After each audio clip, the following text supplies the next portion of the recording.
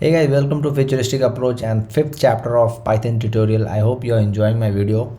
So today in this tutorial we will see what are lists, what are tuples, and then we will see the demo on VS Code. But before that, before starting this list and tuple, I want to show you one input function, how input function works, and how you can take users data out of it. So without any delay, let's go to VS Code. So quickly we'll make one file 5.py. right now input function, when as I said, input function is nothing but it takes input from the user and then displays it. So for that, let's say name equals to, I give input and then I write enter your name. When I say that, it will take input from the user. So if I play it, you see here it is saying that enter your name. So I can write Kumar. Okay, but I have not said anything about the printing the name. So what I'll write print name. Okay, so when I write, I'll enter my name, or rather I would say print good morning, and then followed by the name. Okay, so I'll just give a comma over here and then see. So when I, let's say if I am having a website wherein I ask somebody who is entering my website and ask them a name and I want to greet that person, so I'll just use this kind of function wherein I can take the name of the person and I can greet him. So I'll say good morning Kumar, or I can say like good morning, how are you, like that. And when I print, you see, I'll just cut it. So it is saying enter your name. So when I write my name Gaurav, so it will say good morning, how are you Gaurav. So exactly what is printed over here. This can be done through a function, def function also, but since we have not entered the function part, so I'm not going into detail in that. We will be seeing it in our next tutorial, upcoming tutorial, when we'll go into functions. So this is a very simple input function wherein you ask the user their data and then you display that data inside your into your system. So this was all about the input function, guys. Let us move to lists and tuples. So guys, lists are nothing but a containers to store a set of values. It can store a string value, it can store an integer, it can store boolean and anything like that. So if I go to my W3 school, you see lists are used to store multiple items in a single variable. Like this, you just see this list. This is having a apple, banana, cherry. It can have an integer also. It can have a boolean also. So I'll just comment this out. For commenting it out, you just have to say command plus / and it will be this pound symbol will come. In Mac or in Windows, you have to control plus / all right guys. So let's say a list, I am creating L1 equals to a list wherein I write banana, then I write a fruit's name, basically guava. Okay, then I write some integers, 67 let's say, and then a boolean. Okay, all right. Now this is a list which consists of a string, this string plus another string, then a integer and then a boolean. Okay, now there are various functions which are available in the list. So you can sort the list. You can for sorting function, I'll just create second list, L2 equals to, I'll write 23, 55, 112 and 1, like that. Okay, so these are the two lists which we are having. So first method I am going to show you is a sorting method. So I'll sort this. So sort method can be utilized in place wherein there is only numbers. It cannot be mixed with the string and as well as number. So that is why I have kept it exclusively with the numbers. So if I write L2 dot sort, okay, this is sort function, okay, and then I write print L2, then what it will do, it will just arrange these things in a ascending order. So at first 1 will come, then 12 will come, then 23 will come, and then 55. So if I print it, you see 1, 12, 23 and 55. Okay, what if I write L reverse function? So if I, let's say I say L2 dot reverse, okay, so reverse function will do, it will print 1, 12, 55 and 23. So in a reverse way, 1, 12, 55 and 23, like that. Similarly, we can append any number or anything, even a string, to anything. Like if I want to append L2 dot append, I want to append one more name of fruit, like let's say kiwi, and then I will print L2, then it will have kiwi also. You see this part, okay.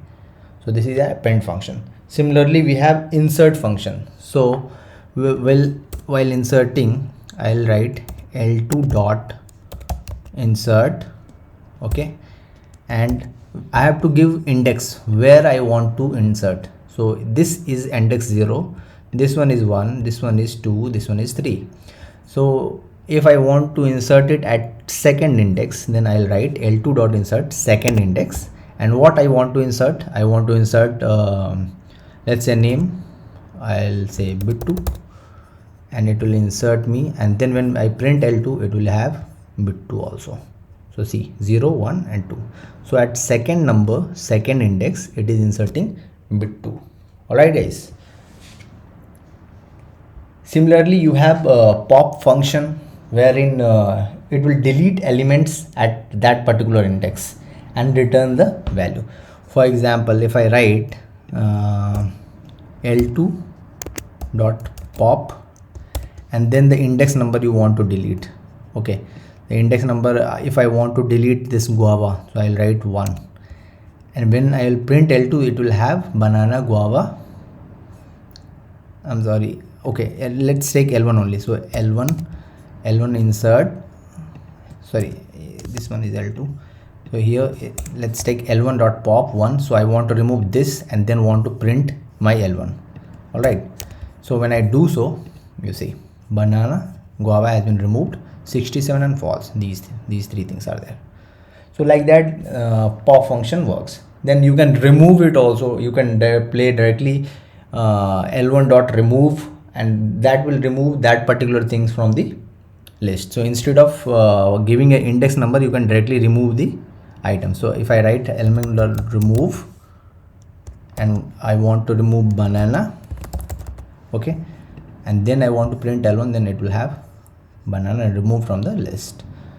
All right guys, lists are having duplicates also. So for example, I can put apple over here, I can put apple at any other place, because the index is important over here. So this one is at index 0 and this one is at index 3. So if you print this, you see it will print both the apples, apple at index 0 and apple at index 3, 1, 2, 3, okay. Then length function is similar to that of the strings one, wherein we had seen that the length of string can be written. So same way, print length of this length, this list, and it will print to 3. So you want to see here, you see 3. All right. Then data types, you can have you can add them also. You can try, there are many small kind of examples which is given over here, and you can go through it. It will, trust me, it is very easy, and there is nothing rocket science involved in this. You just have to practice it. All right guys, so this was all about the lists, and now we will go to tuples. So tuples are something wherein you know I'll quickly make another file. So I'll write it 6.py. okay, so in this we will see the tuples. Now tuples are something which cannot be amended, so you cannot change the tuple.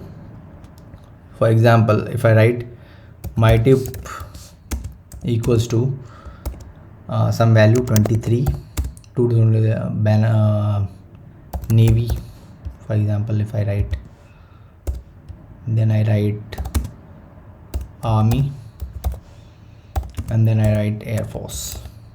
Okay, so guys, tuple is nothing but an immutable data type in Python which cannot be changed. So if I want to change this tuple, I cannot change this data because it is immutable.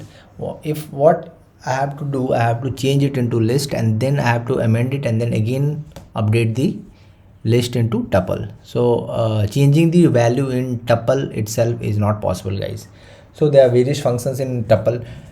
There are few points which are supposed to be noted over here. Is tuple, an empty tuple can be denoted like empty tp equals to, like, this is an empty tuple. All right, then tuple with a single element, so sgl tup, I'll write as, so let's say only one element is there, 22. So if I write if I have to make a tuple, then I'll have to give a comma in this. If I don't give comma, then this will become string type or integer type. So for example, I write sgl tup1 equals to, I'll write 22. Now when I say type of this thing, print, so I'll write print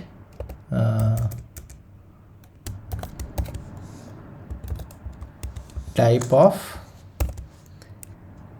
sgl tup, and same thing I'll write over here also, tup1. So now see guys, this sgl tup is a tuple, whereas this one is not a tuple. So you want to see, I'll just run it. You see, this is a class tuple, this one, because a comma is there, and this one is a class integer because tuple, if you are having a tuple, if you want to create a tuple, then you will have to give a comma in case the element number is 1. Similarly, if I remove this, then it will print again integer only. You see, int. All right, and if I change it this one to comma, then this will become tuple. So this thing you have to keep it in mind. And tuple can have more than one elements also, and the only thing is that you cannot alter the elements of tuple. Then you have I'll just delete this. Then you have function like if I write it as a, I write 22, 33, and some fruits name, let's say mango. Okay, so functions, some of the functions in tuples are like a dot count. I can count number of 22. How many 22s are there in this? So I'll write 22, and it will print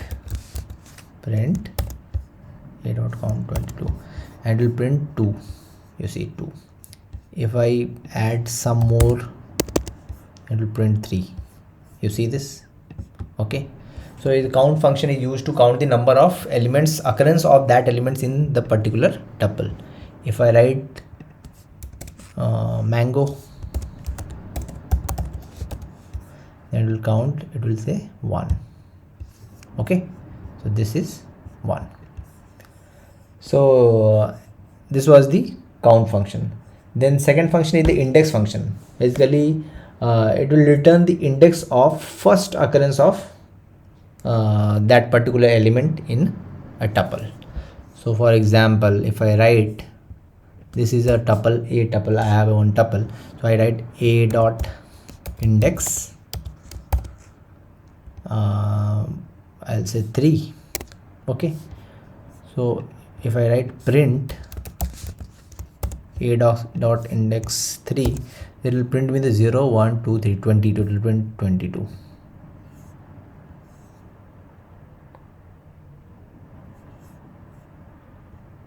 I'm sorry, it is so sorry.